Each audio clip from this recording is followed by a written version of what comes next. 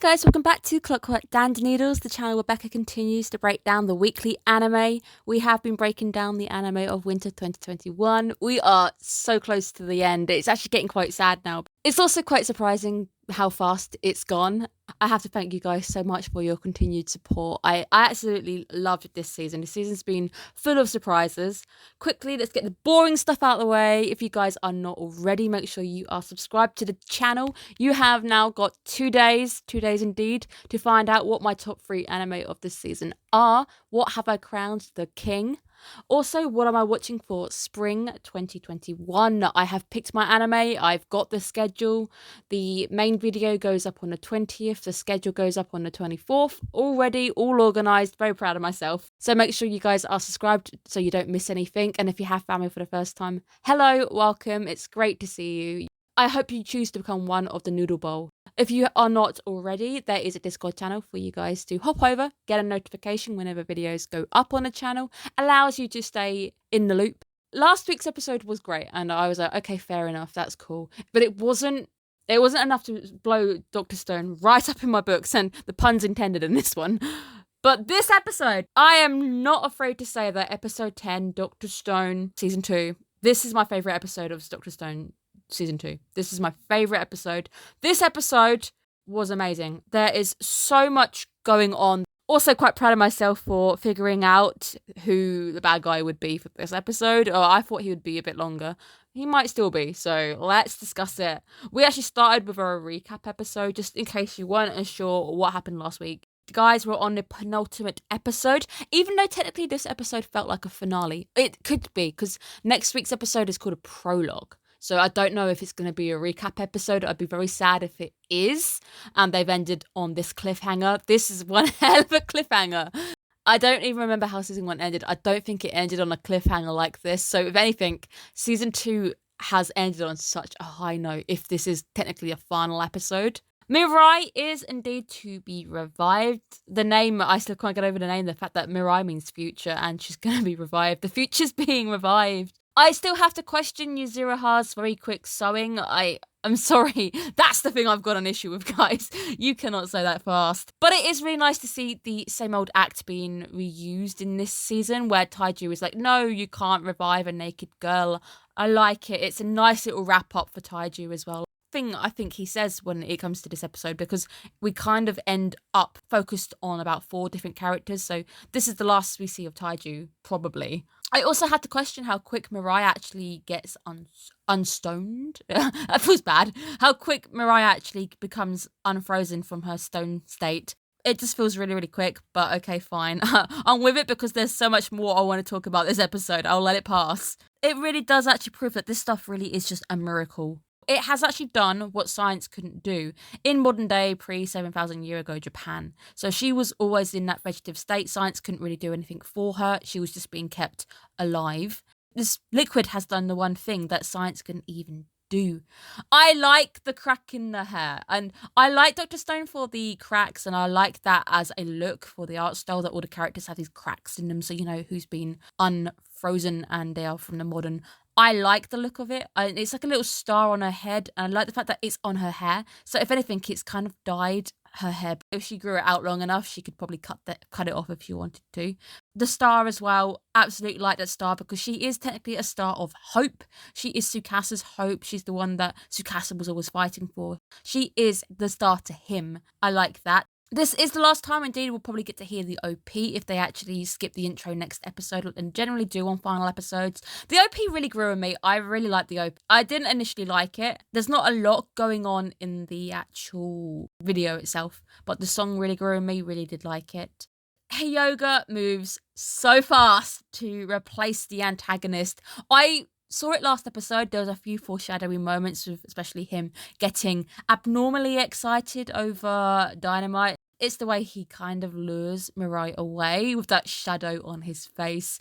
He is, to this point, still an enigma. We don't actually know his past. We don't know what he did in Japan. We have no idea about him at all. We're not really going to get a backstory anytime soon, I think. And I don't know how long we've got to wait till season 3 and whether he's even alive. So lots and lots this episode to discuss. This episode was paced The initial first little chunk getting a little bit out the way was okay. But as soon as we started getting into this, it was so paced. The pacing was great. It was quick. It was on its feet. I started to panic at a few moments as well. We suddenly find out that Team Science is missing Dynamite, and Ukyo immediately guesses who it is. To be fair, he has been the one person who has been that enigma, has been worryingly close to Tsukasa all this time. He's just that one person who I figured I had it pinned would actually replace Tsukasa if Tsukasa had, say, died at the end of the fight. Let's say he had actually died between Senku and the guys and he had actually died.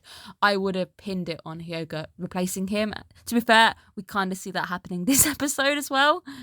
What really annoys me, this is going to be the one down moment, the one little downpour for me on this episode, is the fact that they brought Homura with them. They should have left her in the village. They probably brought her for apparently some reason, which I can't even foresee why you'd want her there. But the fact that she wasn't left in the village is just stupid, and now she's missing. She knows about this plan with Hyoga, and she's also got Yo in it. But I've also got to question the fact that if there was this big plan, she says, rescue me at the correct time. Did Hyoga know that this was going to happen? Did he know that Tsukasa's sister would be revived? Was he aware of these very unusually rare circumstances that would arrive? Or was he always planning to usurp Tsukasa from the start? So he's obviously had a time to talk to these other two to get them on board, and Yo isn't dead, so we saw Yo running away. He's the one who ends up releasing Homura, but I've got a few little bits about this because it basically infers that those guys were plotting behind Tsukasa's back for a long time, and they also knew where things were going to head. Why was I getting those very bad feelings last episode from Hyoga? Why was I so worried about him being a scarier antagonist? Because absolute boom. Boom, guys. Boom. That is why. Goodbye to the Miracle Cave. The Miracle Cave gets absolutely destroyed. When he destroyed the Miracle Cave, I started to figure out that he didn't like the idea of people being revived. And I couldn't quite get the 100%. So I would have probably worked it out if you'd have cut it right there. I'd started working it out. This is where we start to get a little inkling of what Hyoga's up to, where he stands, what he actually wants, and the fact that he is absolutely mesmerized by things like explosives.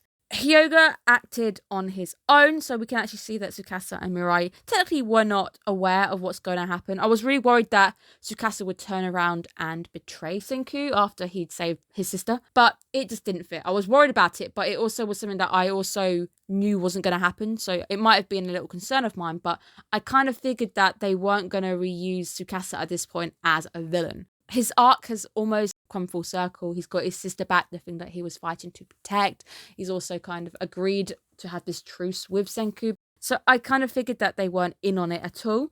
Maybe not too planned. Senku actually arrives very, very quickly before Hyoga gets a chance to enact something even darker. So Senku already somehow suspected Hyoga. I don't know what tipped him off, because Senku actually arrives on the scene to warn Tsukasa and Mirai before the attack happens. I'm sure at some point down the line, Senku will probably tell us what was bothering him, why he had his eye fixed on Hyoga. Last week, I think I even maybe joked. I said, hey, look at his mouth, look at those scars. If you need a villain, guys, if you wanted to know this guy was evil, right there is probably a giveaway.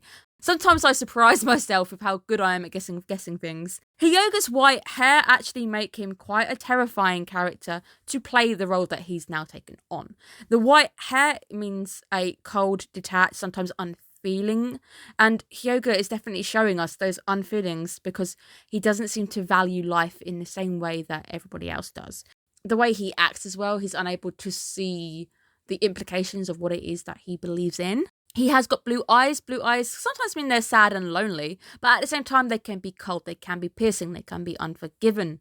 He is an enigma. We know absolutely nothing about him, and that is definitely, hopefully, going to be given to us at some point. Kind of feel like he's not dead, so I think he is going to definitely take his position as a villain now, where we physically see Hyoga go in to kill Mirai, and he only ends up getting Tsukasa because he is able to act that quickly. Tsukasa ends up taking the blow. This is probably one of those very dark moments where Hyoga was about to kill a child. This attack on Tsukasa was pushing those odds of Tsukasa teaming up with Senku. If he didn't die, at this point I was panicking. I was like, oh my god, is he going to die? I had to stop for a minute. As soon as I saw the spear through Tsukasa, I had to kind of pause and go, what? Excuse me, what? Out of nowhere, this anime kind of started to bump. It was really pulling out all the stops. Things were going way too smoothly. I said it last week. I thought things were going a bit too smoothly. We had finally gotten to the end. So let's also kick Tsukasa and Senku down the river because we need to add more anxiety. Need to add in the danger elements now. So will anybody actually survive is the question. Although I kind of figured that Senku probably has to survive because the manga wouldn't be as long as it is. Senku, I am more not too worried about. It's the other two, and I will discuss it when we get to that moment. But the twists keep on coming. This is my favourite episode because of the pacing, because of the twisting, because things start to get pulled under the rug so quickly. The sunset, the fact that it all takes place on the sunset. The sun is setting on season 2 and number 1 because this is for sure the darkest moment in Dr. Stone. Definitely going to have a death. Somebody's going to be dying this season. I'm not entirely sure who. It might even be 2 characters. But the sunset is definitely closing a chapter.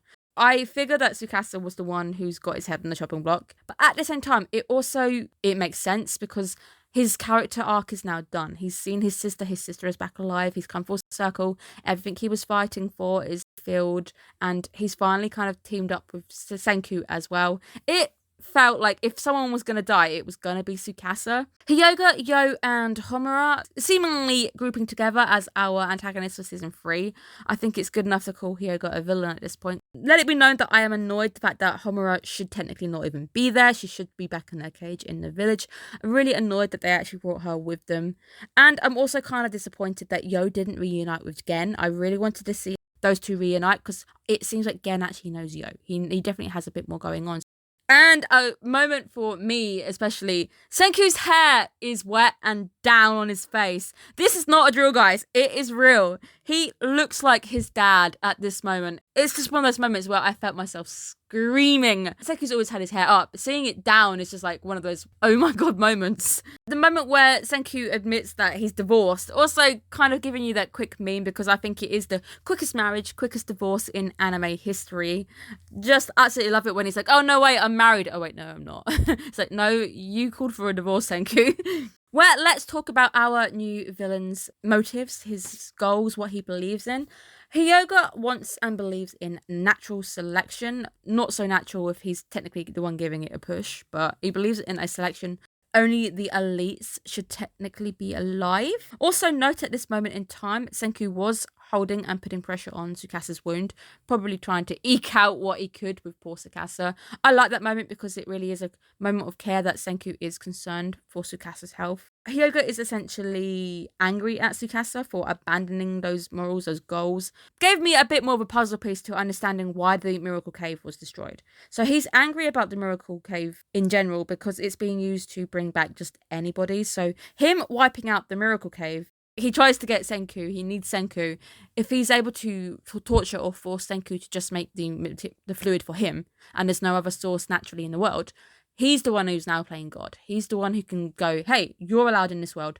You're not allowed in this world. So it started to make sense if we start piecing it together, what his motives were, why he destroyed that cave. Gone from antagonist to a villain. Also, the complete opposite to what Senku wants. So Senku wants to revive everybody. Tsukasa wanted to revive a few people because obviously he didn't think there'd be enough and he had his goals and his motives. So he was only going to revive a few people. But now we're seeing the ultimate extreme. Hyoga only wants select people. He's more similar to Tsukasa, so it does actually explain why the two were kind of paired up, why he was helping Tsukasa out seemingly for a bit. Tsukasa's dream, his goals were not good enough for Hyoga. He was still probably reviving people that he wouldn't have chosen to actually revive. Like, I don't think he would have revived Mirai at all. She kind of looks weak in a sense, and if he'd have kind of known backstory, he probably would have just left her for dead. But Hyoga wants a kingdom of elites, which sounds very, very familiar to a few people in history. One of the best lines from Senku this episode being, all 7 million people should actually find a way for 7 million people to live. Absolutely love it because it shows you all the good things about Senku, all the things that really make you kind of cheer for the guy, because he believes that we should be working together, not against, not selecting people. He believes all inclusive. He is the person you really, really want to kind of back. His hair at this point had already dried. His hair was wet for like a second. Hyoga is going to essentially force Senku to make nitric acid for him, allowing him to have a monopoly on who comes back, allowing him to control who comes back. Someone always wants to be in control, and now it's him who wants to be in control of choosing who gets to live, who gets to die. And that's essentially why he needs Senku. So as much as he does start to attack him, and it's brutal, it's really, really brutal as he starts to slice at him, he does still need Senku alive enough to make nitric acid. He then calls him and Senku the unstoppable tag team. And I was like, wait. That is the title of the episode. Do not let it be these two coming together. Waste the title here. It can't be here. That's not the unstoppable tag team I want to see. It's not really a tag team. It's just Hyoga enslaving poor Senku. He's not really giving Senku any say in the matter. And he's very, very cruelly slicing at parts of Senku where he's determined to remove limbs. He is a scary villain, and a scarier villain has definitely taken the place on the stage. Normally always the way that if you remove a bad person, a even worse person comes along, especially in anime tropes as well. And let's have another twist, because it's been about 2 minutes since we had a twist. That Senku twist when he actually throws birds at Hyoga. 1, where the hell were you storing that nitric acid? Okay.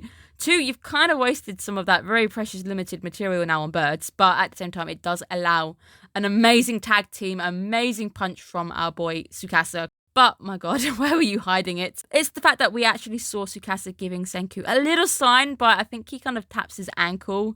I like that. I like that little tiny moment. Just little tiny things in this episode which make it even better. They do it. They actually reel us right back to like the early episodes of season 1 with the Tsukasa's first ever promise. You'll never be in danger. At that point, I was like, wait, unless it's from you, because Senku was in danger because of you. But then he kind of goes, I broke the promise, but now I'm going to fulfill it. I was like, at least you're aware that you busted that promise. Amazing as he comes in to protect Senku. And I love it. I love it so much. I really, really love it. But if you weren't aware of how much I loved this episode, it was so good. But I have to say, how are you not dead, Tsukasa? You should be dead. I also think you're going to be dead by the end of this episode. I never thought in my wildest dreams that I'd ever see Senku and Tsukasa fighting side by side, but it is amazing, and I'm so glad we at least get to see it before the inevitable kind of happens. It is the unstoppable tag team that we all wanted to see. It is Team Senkasa. This is a tag team. This is an amazing tag team, and I am so happy to see them just working together. It is explosive. It is one hell of a fight. It is nerve-wracking. It really felt like this is the final episode, so if they do go into a prologue next episode, I'm not going to be surprised. Almost feel like this was our proper final episode for us. Senku ends up taking a hit where we start to panic even more, and we get Tsukasa telling us that he's had fun. He's at least had fun, so even if they go down now, again, it felt like they were really trying to hammer home that his story arc for Tsukasa is up. He's united with Senku. He's worked with him. It feels like the story arc is running out here. Where somehow Senku has a battery-proof vest on. When did you make it? So obviously I know he was given those materials when the phone was given to him. He somehow knew to put that battery vest on, and he's had it up his sleeve or down his shirt all this time. So he was expecting something to go wrong. There's a lot of little bits that kind of hint that there might be something bigger going on, although I do think with Tsukasa definitely down. But Senku was definitely aware something was going to happen if he's wearing a battery-proof vest. He ends up sending Hyoga flying in. Shocking ending for him. He ends up on the floor, kind of out of it, essentially stunned. I don't know if he's dead. Okay, I'm not 100% sure. And then we end on that high five, that final moment where it kind of feels like Tsukasa's leaving us, and he's high-fived Senku on his way out as they look up at the moon together. And that is where the story, probably for season 2, has ended. I do think next week we're just going to get a wrap up on everything. If they do give us an episode, it will be nice. I would prefer an episode to an actual wrap up, but I'm also not getting my hopes up because the way this episode ended kind of gave me those vibes that this was it. I think Tsukasa is going to die. I'm sad. Again, it does feel like it's at a peak moment. His arc's really come round. He's done everything that he really wants. He can go out on a high if he dies now. So I wouldn't be shocked. That also makes Hyoga probably the first person in the stone world to kill somebody physically who's come back. Hyoga is scary. I don't know if he's dead. I don't think he's dead. I think he's stunned on the floor. So I do think that will allow him to take his place as a very scary villain in season 3. He's terrifying. He's actually terrifying. His artwork is terrifying. He is a scary, scary person, but we don't have his backstory, which makes him even worse because we have no information on him. We don't know who he is. He's an enigma. We probably can't bribe him with a family member this time. Will the village find Senku? I believe that Senku is probably going to be found by the village and Hyoga is probably going to vanish. And I think Tsukasa's death is going to be one of those moments which see us out, signify a change in the story. The story is definitely feeling like it's getting darker now. Mirai is of course alive though, so she is definitely going to be alive for the next season. No doubt she's on Team Senku. No, she has a lot to kind of thank him for. And at the same time, Tsukasa's kind of made peace with Senku, so she's definitely on the side now. Yo and Homura are definitely Team Elite. They're definitely working with Hyoga. Just annoyed about Homura. The Homura thing annoys me. Where the fight with just Senku and Tsukasa was absolutely amazing. I loved every moment of it. It was so electric, literally. And it's just so great to see the two working together. We had Science coming together with Might, the two working together, able to actually achieve quite a bit if they had actually worked together from the start. But this, to me, has been the best episode of Dr. Stone, season 2. Absolutely loved it. And I had to take a moment this episode whilst watching it. I was like, I need a moment to actually process what the hell I just saw. Really, really liked it, guys. I really hope you guys too were on edge this episode, watching it. It's been absolutely amazing. It's definitely the last time as well we get to hear the ED. ED has, of course, grown on me as well. Also note that the ED ends on the flag of science. So they actually further the full credits. They're giving us a full credit now as we see the science flag waving high in the sky. Really, really like it. Cannot wait to see the wrap up, the prologue of Dr. Stone. I cannot wait for next week. It'll be our final episode, guys. Final time I get to talk Dr. Stone to you guys. So I will see you then. And for now, take care of yourselves and thank you so much for watching. Bye-bye.